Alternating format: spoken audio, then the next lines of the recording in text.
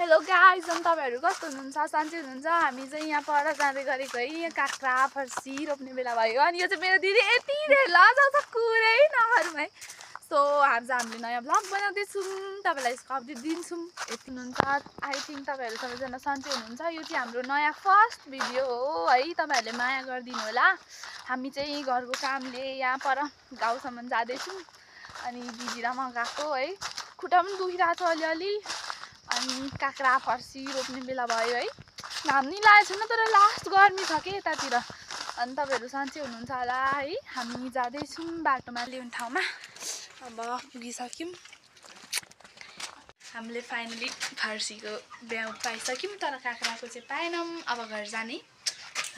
अब हामी चाहिँ घरतिर लागेको है। घरमा गएर पनि थोरै काम बाँकी छ। सो आजको दिन चाहिँ यस्तै बित्दैछ, तपाईलाई अपडेट दिँदै जानेछु। उफ गल्यो। दिदीले काक्रा लिन पठाएको, काक्रै थिएन, मार्नुहुन्छ आउनु अपडेट। तिम्रो बिउ चाहिँ भेट्यो, काक्राको चाहिँ छैन अरे। फर्सीको त छ भन्नु काक्रा चाहिँ छैन अरे, नाङ्गिनमा छ अरे।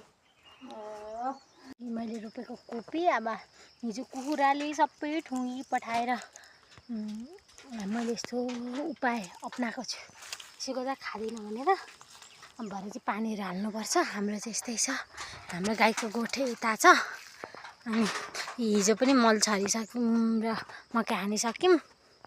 हाम्रोमा चाहिँ हाम्रो चाहिँ प्यारी कान्छी चाहिँ हाम्रोमा थाहा छ, चिन्नुहुन्छ हाम्रो प्यारी कान्छीलाई?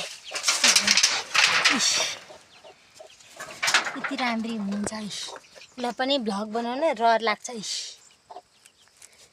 देख्नुभयो यस्तो राम्री छ। यहाँ हाम्रो दुईटा उटपटाङहरू छन्। आइ छ राम्री। बहिनीले चाहिँ यहाँ फुल गर्दैछ। आज हाम्रो यस्तो छ फुल भर्खर फुल्दैछ यो। आजको ब्लग चाहिँ यति नै। तपाईहरुलाई हाम्रो ब्लग कस्तो लाग्यो लाइक कमेन्ट गरिदिनु होला अनि हाम्रो च्यानललाई सब्स्क्राइब गरिदिनु होला। Thank you, bye bye.